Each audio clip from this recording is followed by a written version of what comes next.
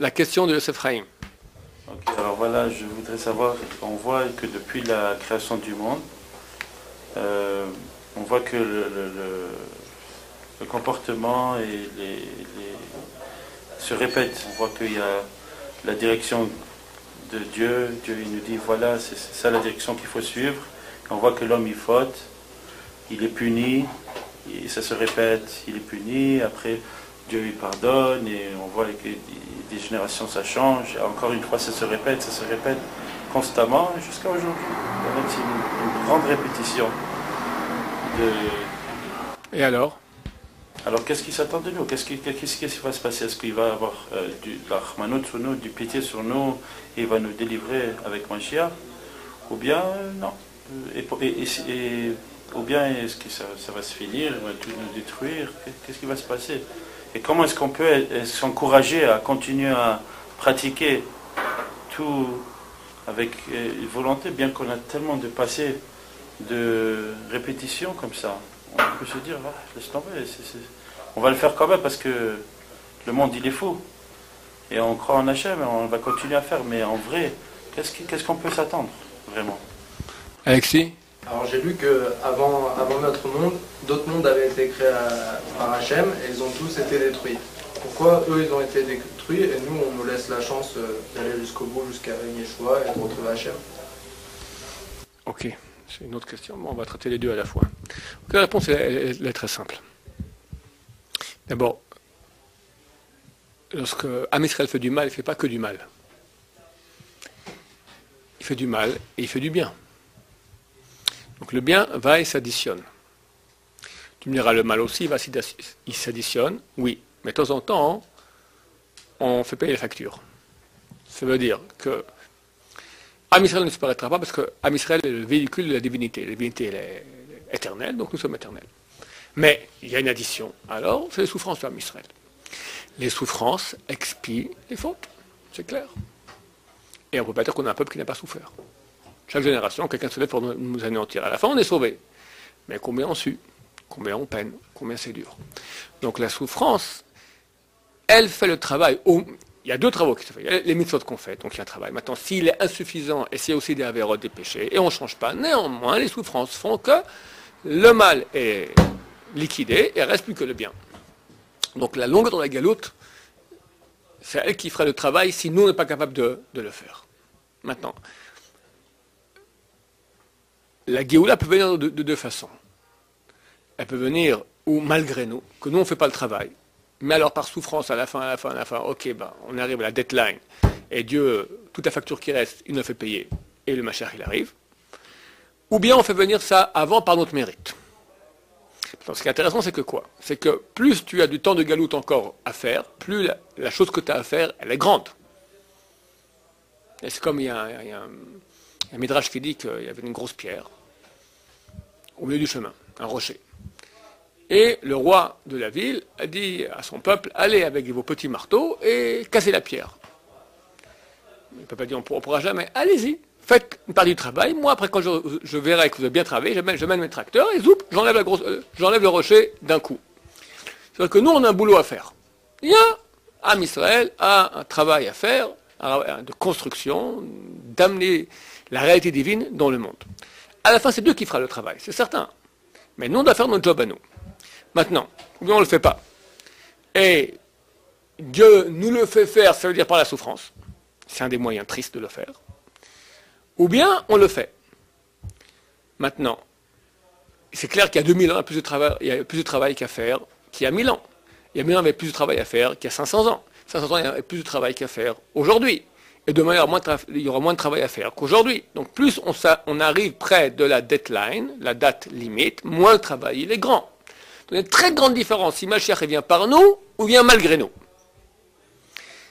Et plus on est proche de Mashiach, plus le travail qu'il reste à faire, il est très très très facile. Donc, vu que nous sommes très proches de Mashiach, comme tout le monde le sait, ce qui reste à faire, c'est pas grand-chose. Donc, c'est le moment effectivement de faire tchouva, et c'est marqué que Am Israël sera sauvé que par la tchouva. Et là, si on aurait pu croire que peut-être jamais on fera tchouva, alors la Torah a assuré qu'à la fin de l'exil, Israël fera tchouva. C'est ce que nous sommes en train de vivre. Donc, no worry, ne t'inquiète pas, Mashiach reviendra, j'espère Berachamim. En tout cas, on n'est pas voué à rester dans l'éternité du mal et du bien comme ça, sans qu'il y ait une éclosion du bien. Ça, c'est pour ta question. Alexis, il y a eu des mondes auparavant. Après la mystique juive, il y a eu 26 mondes. C'est des mondes spirituels. Et on dit qu'ils ont duré 974 générations de Rechaim, qui ont été éliminés. Pourquoi? Parce que ces mondes-là ont été créés uniquement avec le din, au niveau de la rigueur céleste. Et Dieu a vu que ce monde ne pouvait pas tenir. Alors, il a créé maintenant un autre monde où il a associé à la rigueur céleste aussi l'attribut de miséricorde. Qui est quoi? La tchouva, justement. Que d'après la rigueur céleste, quelqu'un fait un péché, il doit écoper immédiatement. Ce sont des choses profondes. Quand on parle de 974 générations, de quoi on parle? On ne parle pas dans ce monde-ci, on parle d'une notion, vu que 1000 moins 914, ça nous fait 26. Donc on parle ici aussi, donc on parle de choses spirituelles, on parle d'une dimension spirituelle de je ne sais pas ce que c'est. En tout cas, c'était des mondes qui étaient de rigueur, et Dieu a fait un autre monde où il y a le monde de miséricorde, qui est quoi la tchouva? Que Dieu attend qu'on fasse tchouva. Pardon? Non, pas les mêmes hommes, pas la même chose, pas les... Oui. Comment est-ce qu'on peut expliquer que depuis le départ, on n'a jamais appris? Comment c'est possible? On a tellement vu des coups. Même un enfant, le père, le punit. À un certain moment, les gosses, ils l'ont compris, ça y est. 5700 ans, les mêmes avérotes, les mêmes histoires. Qui arrive dans le Midbar. Et eux, c'était un Dordéa. Ils ont vu la Torah, ils ont vu tout. Pourtant, ils se sont plaints tout de suite après, ils ont fait des avérotes, ils sont tombés dans le panneau avec des histoires de Bilam. Et tout ça. Et eux, quel exemple? Eux, ils ont vu tellement, ça c'est une question, ils ont vu tellement, eux, d'Ordéa, et quand même ils ont fauté. Nous qui n'ont rien vu, la plupart c'est des croyances, et peut-être des miracles qu'on va passer par là.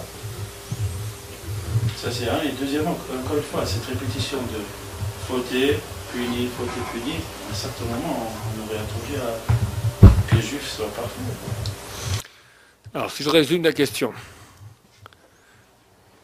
on voit qu'il n'y a pas de progrès. On est les mêmes nuls d'il y a 3000 ans. Et comment ça se fait qu'on n'ait pas appris? C'est-à-dire, même un chien, tu le frappes au bout d'un moment, il commence à comprendre. Et nous, on est pire que ça. Et tu dis, encore pire, tu dis, alors, génération qui était génération, ils ont vu Dieu, ils ont fait le veau d'or 40 jours plus tard. Nous, qu'on est tellement loin du dévoilement de Dieu, tellement pas, à quel point on ne ressent pas l'existence et le dévoilement de Dieu, donc à plus forte raison qu'il n'y a aucune chance qu'on s'en sorte. Réponse. Il est vrai que la Dordéa, la génération du désert, a vu Dieu. Mais ils n'étaient pas au courant du Yetzirah. Parce que c'était à quel point c'était fort. Donc ils sont tombés dans le panneau, tout bêtement. Tout bêtement. Aujourd'hui, si quelqu'un vient et nous fait le coup du veau d'or, on tombe dedans, dans le panneau, ça va, dégage. C'est-à-dire, comme un enfant qui apprend à marcher. Il se lève, il ne va jamais continuer à marcher, il va tomber. Et il se relève, et il retombe.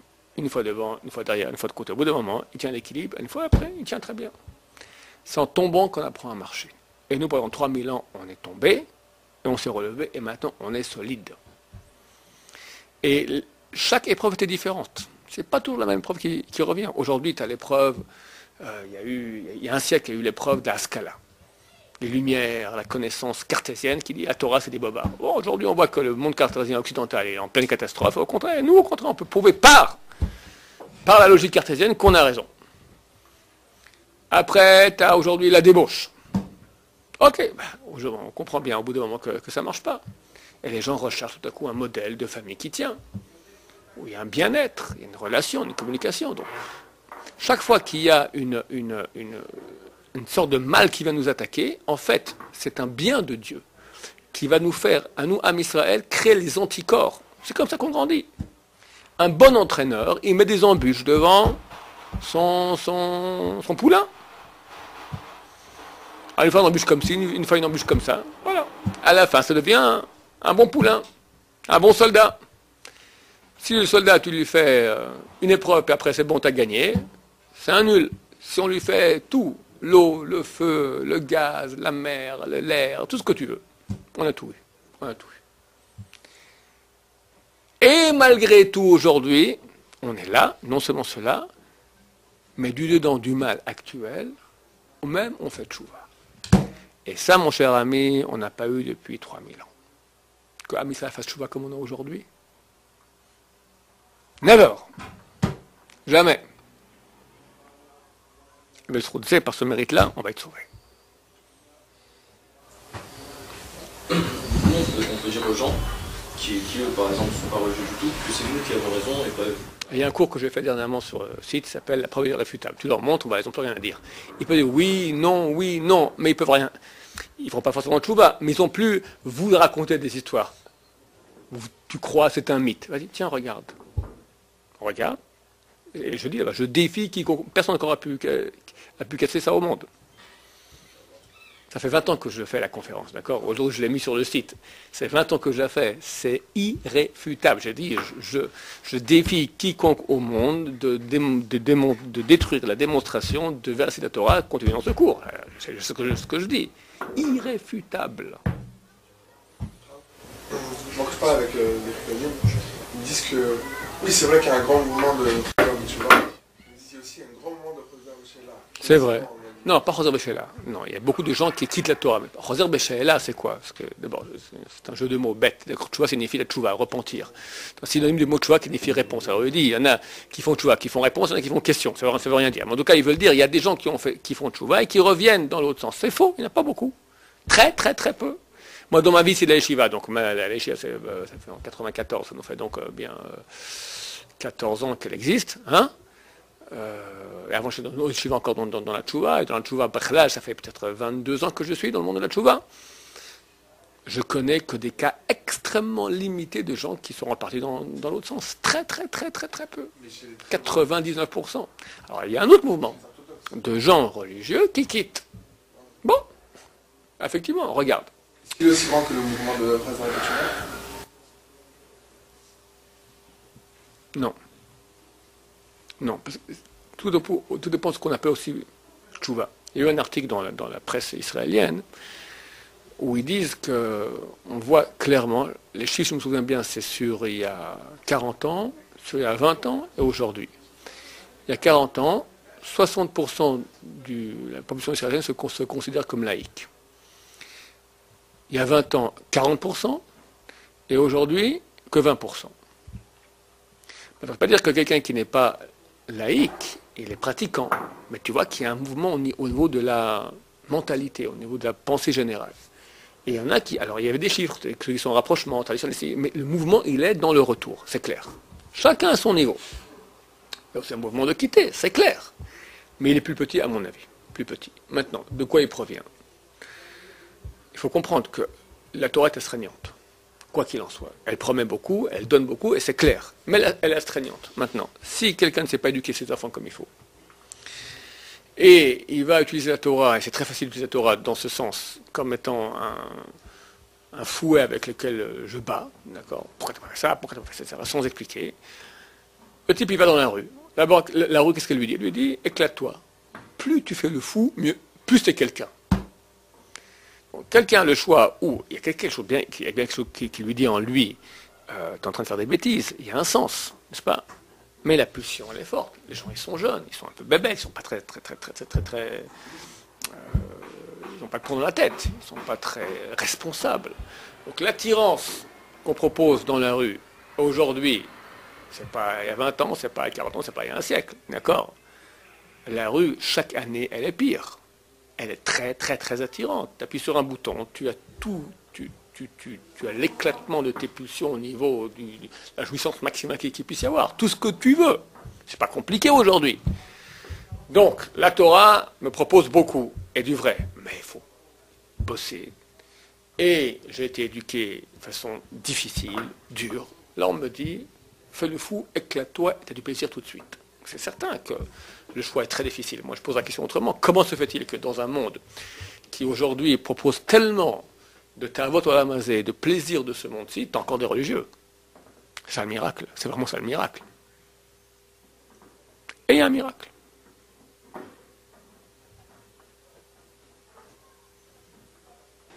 La Gemara dit, prends un jeune homme, parfume-le, habille-le bien, donne-lui une bourse d'écus, mets-le en face d'une maison de passe, qui est prostituée. La Gemara dit, que fera le jeune pour ne pas pécher? Il y a une logique des choses. Tac, tac, tac, tac, tac, il y a un résultat. Ben là, il y a tac, tac, tac, tac, tac, il n'y a pas de résultat. C'est-à-dire que normalement, on aura à avoir beaucoup, beaucoup moins de religieux. C'est un miracle. On vit un miracle. Là, on est dans le péché directement. On a le choix, alors. Mais et aujourd'hui, la maison de passe, elle est où? Elle est dans la maison, tu as Internet. La maison de passe, elle est dans la rue. Tu fais comme ça, tu as ce que tu veux.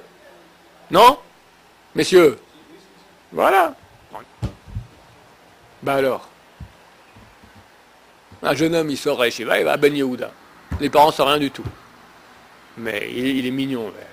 Il doit être un héros pour pas tomber dans le panneau. Et il tombe pas dans le... Il y en a qui tombent, évidemment, mais il y en a qui ne tombent pas. Miracle. Miracle. Si ce n'est que l'âme juive est grande et belle, et puis, après tout, bon, il y a des choses... Il ne tombera pas si facilement dans les péchés de chair, ça veut dire profiter au niveau de la viande. Voilà. Et pas tous, il y a beaucoup d'écueils, c'est certain.